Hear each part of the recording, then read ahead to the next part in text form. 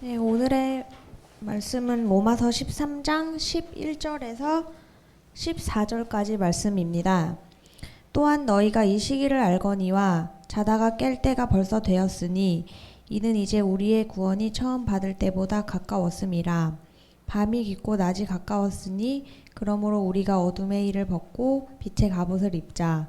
낮에와 같이 단정히 행하고 방탕하거나 술 취하지 말며 음란하거나 호색하지 말며 다투거나 시기하지 말고 오직 주 예수 그리스도로 옷 입고 정욕을 위하여 육신의 일을 도모하지 말라. 아멘. 아멘. 2023년 마지막 주일을 맞이했습니다. 지난 한 해 동안 여러분 모두 믿음의 삶을 살아가시느라고 정말 수고 많으셨습니다. 그러고 보면 53주가 되는 주일 매주일마다 함께 나와서 하나님을 예배하고 또 하나님의 말씀을 듣고 또 믿음으로 함께 교제하는 이 귀한 시간이 소중한 시간이었고 감사한 시간이었습니다. 특별히 2023년에는 우리 교회가 큰 그림을 그리라는 표어로 한 해 동안 지나왔습니다. 하나님께서는 여전히 우리 등대교회를 그리고 여러분들을 향한 놀라운 계획을 가지고 있습니다. 근데 여러분, 계획은 그냥 계획으로만 끝나면 아무런 소용이 없습니다. 근데 하나님은 우리를 향한 계획을 그냥 계획으로만 끝내지 않습니다. 하나님은 우리를 향한 그림을 그림으로만 끝내지 않습니다. 그래서 오늘이 있는 거예요. 그 증거가 바로 지금입니다. 그렇지 않았다면 여러분들에게는 아마 지금이 없었을 것이고 오늘이 없었을 것입니다. 물론 주님께서는 우리가 연약하다는 것을 잘 알고 있습니다. 늘 말씀드립니다만 하나님의 은혜라는 것은 그 은혜의 크기가 너무 커서 내 불편함과 가난함과 내 장애나 내 부족함이 전혀 그렇게 드러나지 않는 상태를 말합니다. 그러니까 내가 가진 건 없는데 전혀 불편하지 않는 거죠. 이게 은혜죠, 은혜. 하나님은 그런 것들을 우리에게 직접적으로 나타내 주시죠. 자, 오늘 본문에서 이렇게 말씀합니다. 또한 너희가 이 시기를 알거니와 자다가 깰 때가 벌써 되었으니 이는 이제 우리의 구원이 처음 믿을 때보다 가까웠음이라. 밤이 깊고 낮이 가까웠으므로 그러므로 우리가 어둠의 일을 벗고 빛의 갑옷을 입자. 구원의 때는요, 처음 우리가 믿었을 때보다 지금이 더 가깝습니다. 당연하죠. 우리가 그 예수를 처음 믿었을 때보다 지금은 그 구원이 가까워졌어요. 우리가 처한 이 시기가, 이 상황이 어떠하다는 것도 우리는 잘 알고 있습니다. 지금 시대가 어떤지 잘 알죠, 우리는. 구체적으로 세세하게 그런 것들을 언급할 수는 없겠습니다만, 그러나 알고 있는 건 뭐예요? 지금은 잘 때가 아니라는 거예요. 깰 때라는 것입니다. 왜? 세상이 너무 어둡기 때문입니다. 사람들은 아유 목사님 세상이 어두운데 왜 자야지, 어두우면 왜 깹니까? 어두우면 자야 되는 거 아닙니까? 라고 말합니다. 지금은 우리가 경험해 보지 못했던 어두운 시대예요. 아마 대부분 세상 사람들은 이 어둠의 시대에 어두운 시대라는 것을 알고는 있는데, 그런데 그 정도가요, 살기가 힘든 어두운 시대, 망해가는 어두운 시대, 멀지 않아 재앙이 불어닥칠 것 같은 어두운 시대라는 정도로만 알고 있습니다. 그런데 오늘 말씀에 시대를 읽을 줄 아는 사람들이라는 표현이 나와요. 대부분 사람들은 무너진 어둠의 때에 빛으로 나오려고는 하지 않아요. 어두우면 그냥 숨습니다. 더 어둡게. 근데 오늘 믿음의 사람들이 왜 시대를 읽는 사람이라고 표현합니까? 여기 참 중요한 말씀이 나옵니다. 저는 이게 바로 복음의 능력이라고 봐요. 뭐라 그랬냐면 오늘 말씀해 보면 이 시기를 너희가 알거니와 자다가 깰 때가 벌써 되었다. 여러분 어떻게 아는 거예요? 어떻게? 하나님께서 우리에게 믿음을 주셨기 때문에 우리가 그 믿음의 눈으로 시대를 보니까 아는 거예요. 하나님은 우리에게 믿음을 주셔서 믿음의 시각으로 보니까 아는 거지, 그냥 우리의 어떤 인지 능력으로 사람의 어떤 무슨 지식으로 아는 게 아니라는 거예요. 그건 시대를 그렇게 지식의 눈으로 봐가지고는 알 수가 없습니다. 믿음의 눈의 시각으로 보니까 지금은 깰 때구나, 지금 잘 때가 아니구나. 분명 밤이 깊고 깜깜한 건 맞습니다. 무엇 하나 제대로 보이지 않죠, 앞이. 그러나 우리는 믿음의 사람이기 때문에 믿음의 눈으로 볼 수 있다는 거예요. 그것을 오늘 본문에서 이렇게 말해요. 또한 너희가 이 시기를 알거니와, 시기가 어떠하다는 것을 알고 있다고 말씀합니다. 어떻다고요? 밤이 깊어 깜깜하다는 거. 그런데 세상 사람들도 깜깜하다는 걸 알아요. 그런데 하나님의 자녀들만이 아는 사실이 하나 있는데, 그것은 지금은 잘 때가 아니라는 거, 지금은 깰 때라는 거. 밤이 깊은 곳을 보니 이제 곧 새벽이 오겠구나, 이걸 아는 거죠. 깜깜한 밤은 맞아요, 팩트입니다. 근데 믿음의 눈으로 보면 깜깜함이 아니라는 거예요. 밝은 빛이 비치는 낮이 곧 오게 될 것이라는 것을 갖게 된다는 거예요. 소망을 갖게 되는 거죠. 믿음의 눈이 있는 사람만이 갖게 되는 소망입니다. 주님 다시 재림하셔서 우리에게 구원을 온전히 이루어 주실 날이 더욱 가까워졌다는 거예요. 사람들은 멸망이라고 말합니다, 그것을. 근데 우리는 구원이라고 말을 해요. 이 차이입니다. 사람들은 절망이라고 말합니다. 근데 우리는 소망이라고 말을 하거든요. 지금 우리가 처한 상황이 힘들고 어려운 상황일지라도 이제 우리는 곧 구원의 날이 더욱 가까워옴을 알고 있습니다. 그것을 알고 있으니 어떻게 해야 된다고요? 깨어야 된다고. 깨어. 이제 깨라는 거예요. 그래서 목사의 역할이 뭐라고 생각하십니까, 여러분? 저는 지금 시대의 목회자의 역할은 그 알람이라고 생각해요. 그 알람이죠. 알람을 울려주는 거예요. 근데 대부분의 사람들은 알람 울리면 그냥 시끄럽다고 딱 끄고 그냥 잡니다. 그런데 책임감 있고 정말 깨어야 한다는 의식이 있는 사람들은요, 바닥바닥 일어납니다. 눈 비비고 일어나는 거예요. 근데 지금 시대의 목회자들이 참 알람의 역할을 잘 못해서 참 안타깝습니다.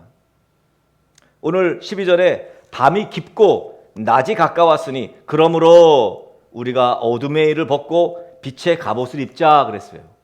오늘 사실 이 표현 때문에 제가 오늘 제목을 믿음의 눈이었는데 원래 제가 빛의 갑옷을 입자고 썼습니다.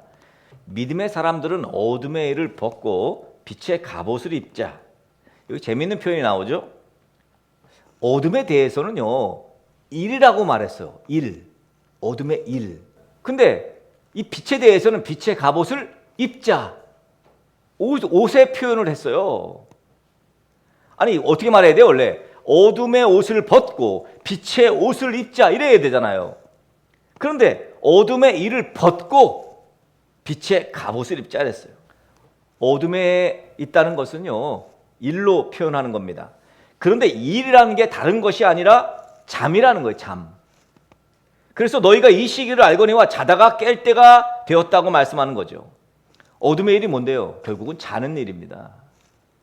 잔다는 걸 뭘 의미해요? 죽는다는 걸 의미하죠. 죽음을 의미합니다. 예수님께서는 늘 죽은 것을 잔다고 표현하셨어요. 세상 사람들은 어둠의 수렁에서 벗어나기 위해서 나름대로 뭔가 애를 써야 된다고 애를 씁니다. 그래서 일을 하죠. 근데 그 일을 하면 할수록 더 깊은 죽음의 수렁에 빠져듭니다. 왜? 일을 하는 것이요, 잘 되게 하려면요, 굉장히 탐욕을 부려야 됩니다. 돈을 잘 버는 사람들 보세요. 사기성이 농후합니다. 탐욕을 부리지 않을 수가 없습니다. 그래서 아파트에 그냥 모래를 빚다 섞는 거예요. 시멘트에다가. 그러니까 뭐 얼마나 그 경제적입니까? 돈이 절약돼요. 철근도요, 그냥 10개 넣을 거 5개만 넣는 거예요. 그러면 5개는 자기 거니까. 세상은요, 지금 그게 얼마나 큰일인데 저렇게 아직까지도 기업을 해먹잖아요. 저렇게. 저는 이해가 안 가요, 그게. 예? 아니 무너졌는데 이건 벌써 그 끝장났어야 되거든요. 근데 사람들이 다 그러니까, 정도가 모두 다 그러니까, 아예 저 정도 뭐 저거 뭐 저럴 수도 있지. 제일 심각한 게 뭡니까? 저는 너무도 기가 막힌 게 아직도 이해가 되지 않아요. 제 머리로는 이해가 안 되는 게 그 음주운전 말이에요. 음주운전. 그 처벌이 말이죠. 아니 그게 뭐야? 뭐 사람이 죽었는데 그거 그냥 불구속이에요. 불구속. 음주했다고. 심신미약 뭐 이런. 아니 이게 도대체 나는 이해가 안 가요. 음주운전했으면 처벌을 더 해야 되는 거 아닙니까? 그잖아요. 이해가 안 돼요. 너무 상식적으로 이해가 안 됩니다. 탐욕으로 뭉쳐진 인간이 한다는 일은 하나같이 죽음에 이르는 일들이죠. 어둠의 일을 벗으라는 것은 어둠의 일, 오늘 구체적으로 13절에서 이 어둠의 일을 나열하고 있어요. 뭐예요? 방탕하지 말라는 거예요. 방탕한 것이 어둠의 일이랍니다. 방탕. 술 취하지 않도록 해야 된답니다. 술 취하지 않도록. 술 취하지 말라. 이는 방탕한 것이니 이렇게 나오죠. 술 취하는 게 뭡니까? 술이 나를 지배하지 못하게 하라는 거예요. 술 취한다는 얘기는. 성령으로 취하는 건 뭐예요? 성령이 나를 지배하는 거거든요. 술 취하는 거 똑같아요. 성령 취하는 거와. 그래서 술 드시는 분들 잘 알잖아요. 처음엔 내가 술을 먹는데 지나면 술이 나를 먹죠. 대한민국에 벌어지는 많은 사건과 사고에 제가 볼 때는 최소한 6할은 6할 내지 7할은 술 때문에 벌어지는 거 아닙니까? 술 취하면 판단력에 문제가 생기기 때문이에요. 그래서 술 취하지 말라는 거예요. 음란한 거, 호색하는 거 비슷한 거예요. 호색하는 거. 이거 어둠의 일이에요. 어둠의 일. 다투거나 시기하는 거. 이거 다 어둠의 일이라는 거예요. 이걸 벗으라는 거예요. 여러분 사실은 이게 그냥 되질 않습니다. 예수를 믿어야 가능해요. 저는 모든 이게 지금 윤리적인 문제에 벗어나서 법적인 근거를 다 벗어나서요. 이 모든 것에 예수 그리스도를 믿는 믿음의 사람이 되어야만 가능한 일이에요. 이건 예수 안 믿으면 안 되는 일입니다. 왜? 거기에 이익이 있거든요. 거기에 즐거움이 있거든요. 요즘 부끄러움이 있습니까? 없어요. 그래서 어둠의 일을 벗자는 거예요. 벗어. 빛의 갑옷을 입자는 거예요. 여러분 어둠의 일을 벗어야 빛의 갑옷을 입습니다. 일이 아니에요. 옷입니다. 빛의 사람으로, 낮의 사람으로, 믿음의 사람으로 살아가려면 옷을 입어야 돼요. 옷이라는 건 누구예요? 예수 그리스도죠. 예수 그리스도를 옷 입는 거예요. 그래서 오늘 본문 14절에 오직 주 예수 그리스도로 옷 입고 그랬어요. 그냥 옷이 아니에요. 갑옷입니다. 갑옷. 갑옷이 뭐예요? 갑옷은 그냥 평상복이 아니잖아요. 전쟁터에서 입는 옷이에요. 지금 전쟁 중이라고요. 그래서 깨야 돼요. 지금 잘 때가 아닙니다. 지금 여러분. 지금 우리 시대의 상황이 전쟁터와 같이 살벌하답니다. 절박하답니다. 예수 그리스도로 옷 입는다는 것은 예수 그리스도의 일을 한다는 거예요. 예수 그리스도의 마음으로, 예수 그리스도의 정신으로 살아간다는 거예요. 예수 그리스도로 옷 입은 사람이 방탕하고 술 취하고 음란하고 그러지 않습니다. 빛의 자녀들은 그리스도의 성품으로 살기에 술 취하지 않습니다. 방탕하지 않아요. 음란하지 않습니다. 호색하지 않아요. 다투거나 시기하는 모습 없습니다. 그래서 갑옷이라고 표현하는 거예요. 맞서 싸우는 모습이라는 거죠. 적의 공격을 막아내는데 필요한 이 갑옷. 물론 쉽지 않습니다. 쉽지 않아요. 그래서 단단하게 갑옷을 입어야 됩니다. 에베소서 6장에 나와 있는 하나님의 전신갑주를 그래서 입는 거예요. 자, 육신의 일, 이거 빛의 자녀로 살면 육신의 일은 관심이 없습니다. 빛의 자녀가 맺어야 될 열매가 뭐래요? 착함과 의로움과 진실함이랍니다. 그것은 구체적으로 오늘 말씀 전에 나와요. 오늘 말씀 전 단락에 하나님 사랑, 이웃 사랑입니다. 금년 한 해 여러 가지로 힘든 해였지만 그래도 주님의 사랑 안에서 믿음 지키면서 잘 사셨어요, 여러분. 지금은 너무 깜깜해서 앞이 잘 안 보이는 밤이지만 밤이 깊은 만큼 곧 새벽이 곧 올 거라고 믿습니다. 이것이 믿음의 눈으로 보는 거예요. 그러니까 지금까지도 그래야 했듯이 더욱 소망 가운데 살아가시길 바랍니다. 이제 곧 2024년을 맞이하시게 된 우리 등대교회 지체들, 여러분들은 어둠을 밝히는 빛의 자녀들입니다. 어둠이 결코 침범할 수 없는 빛의 자녀인 것을 단단히 붙잡고 힘차게 살아가셔도 됩니다. 2024년엔 빛의 갑옷을 입고 오직 예수님으로 옷 입고 믿음으로 살아야 됩니다. 그래서 결국은 이렇게 빛의 자녀로 빛의 갑옷을 입고 살면 결국은 하나님께 칭찬을 받을 수밖에 없어요. 여러분 이게 굉장히 중요합니다. 하나님이 칭찬하시는 사람, 하나님이 칭찬하시는 교회, 세상이 칭찬하는 교회, 사람들이 칭찬하는 교회가 우선이 아니라 하나님이 칭찬하시는 교회예요. 여러분, 이거 굉장히 중요한 부분이에요. 저는 이 부분을 이제서야 깨달았어요. 세상이 칭찬하는 교회를 원해요. 지금 세상은. 사람들이 칭찬하는 교회를 원합니다. 근데 그게 하나님이 원하는 것 같을 것 같죠, 여러분? 세상이 칭찬하면 하나님도 칭찬할 것 같죠? 여기에 함정이 있어요. 우리는 세상이 칭찬하는 교회 되기 위해서, 세상이 원하는 거, 그래서 무슨 어려운 이웃들을 돕고 무슨 장학금을 주고, 이게 교회 역할이라고 생각합니다. 누가 소외가 됐어요? 하나님이 소외가 됐어요.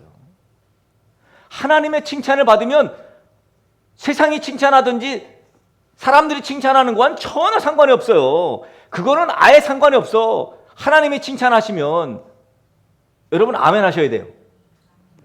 정말로 하나님, 그러니까 이게 하나님을 어떻게 아는 거야 도대체? 하나님을 무슨 동사무소 동장 정도로 알고 있는 거지. 여러분, 하나님이 칭찬하시면 그러면 세상이 칭찬을 설상 안 하더라도 괜찮아. 이 정도까지 가야 돼요. 하나님이 칭찬하는 게 뭘까? 하나님이 뭘 칭찬할까? 내년에 우리가 치열하게 이 부분을 고민합시다. 뭘 칭찬할까? 하나님이 과연 뭘 기뻐할까? 하나님이 무엇을 원하실까? 우리 등대교회에. 2024년 목표는 하나님께 칭찬받는 교회입니다. 착함과 의로움과 진실함으로 빛의 갑옷을 입고 하나님을 사랑하고 이웃을 사랑하고 오직 예수님 말씀대로 따르는 우리 등대교회 지체들 되어서 하나님께 칭찬받는 2024년을 우리 함께 만들어 갑시다. 지금부터, 오늘부터. 결론적으로는 빛의 갑옷을 입어야 할 이유는 하나님께 칭찬받기 위해서입니다. 하나님께 칭찬받는 성도가 바른 성도예요. 바른 그리스도인입니다.